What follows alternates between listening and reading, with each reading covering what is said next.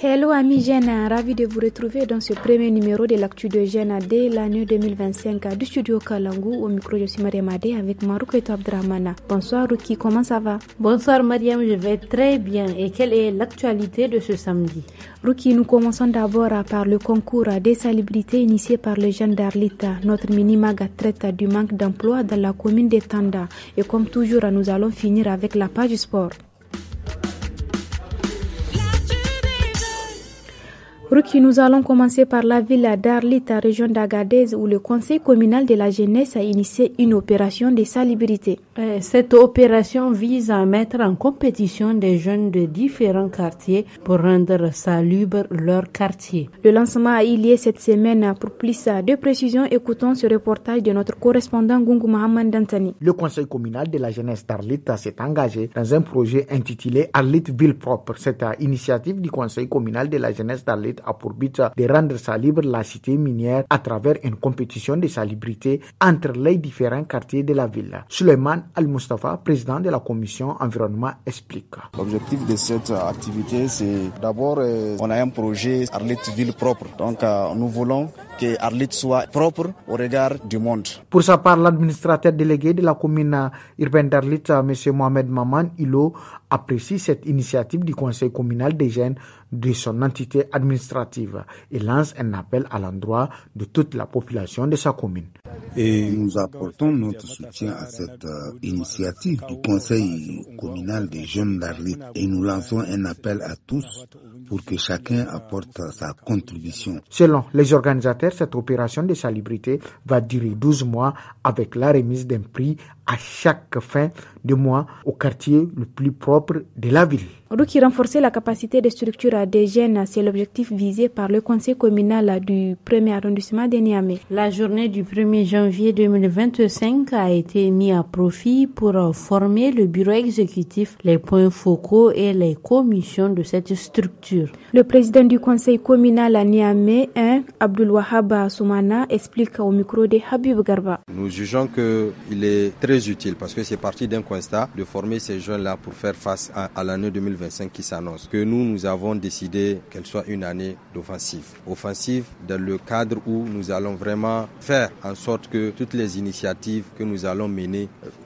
puissent porter véritablement beaucoup plus d'impact. Nous avons l'habitude de le faire, mais en 2025, nous avons quand même décidé qu'on va faire de l'offensive et que ces jeunes-là doivent être outillés pour mieux gérer ces activités-là. Nous avons différentes thématiques telles que les techniques de plaidoyer, communication interne et externe et également les techniques de recherche de financement. Autre aspect de cette édition, direction Maradi, où les travaux de l'Assemblée générale du Conseil de la jeunesse de la ville de Maradi se sont achevés le mardi 31 décembre 2024. 2 jours durant, les jeunes ont dressé un bilan satisfaisant des activités menées par leur structure en 2024 et les projections pour 2025. Le reportage est signé Mohamed Maman.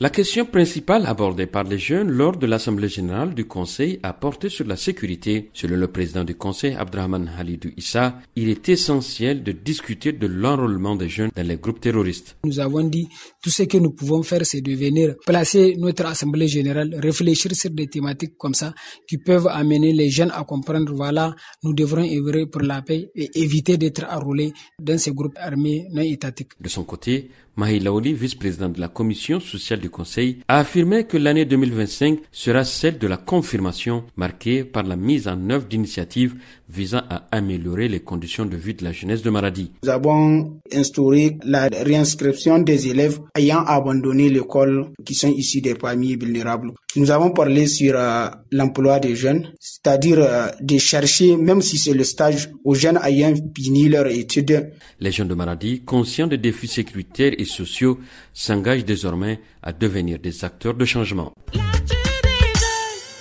Direction Tanda dans le département de Gaïa où la jeunesse a fait face à un double défi, l'aspiration à intégrer le marché du travail et la rareté des opportunités d'emploi. Et bien que les jeunes de la commune soient enthousiastes à l'idée de participer activement à la vie professionnelle, les possibilités restent limitées suivant ce reportage de Fadel Alou. À Tanda, les jeunes expriment de plus en plus leur désir de s'intégrer dans diverses activités professionnelles. Pour Abdoulaye, un jeune de la commune, les opportunités d'emploi restent rares.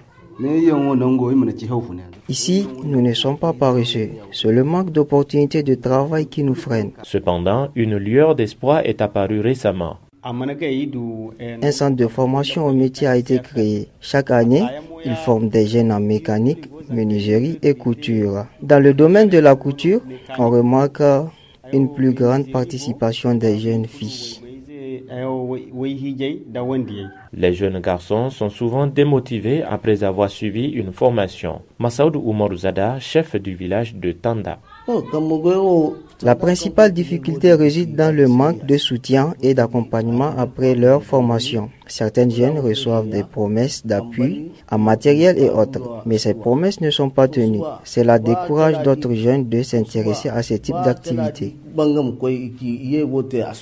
Bien que des initiatives comme ce centre de formation soient un pas vers la création de nouvelles opportunités pour les jeunes de Tanda, il reste encore beaucoup à faire pour que ces jeunes trouvent des emplois stables. Retrouvons Habib Garba pour la page sport. La Fédération nigérienne de taekwondo a organisé du 29 au 31 décembre 2024 la 25e édition du championnat national senior de taekwondo à l'Académie des arts martiaux de Niamey. Placé sous le thème central, la discipline et la résilience au cœur du combat patriotique, ce championnat a pris fin ce mardi 31 décembre 2024 avec la participation d'environ 229 athlètes hommes et femmes de toutes catégories confondues venus des 8 régions du pays. 3 jours durant, les athlètes ont combattu dans plusieurs disciplines, dont, entre autres, Kyorgi, Pomse, Para Taekwondo et les meilleurs ont été récompensés. Cette cérémonie s'est déroulée en présence du président du comité olympique du sport du Niger Kosni, Elhaji Isaka Ide, et du président de la Fédération nigérienne de Taekwondo, Maître Soumane Sanda, du représentant du ministre de la Jeunesse et des Sports et plusieurs invités de marque. Notant qu'à l'issue du classement général, l'association sportive de la police s'empare de la première place suivie du club de Sabongari et la 3e place revient à l'association sportive de la garde nationale du Niger.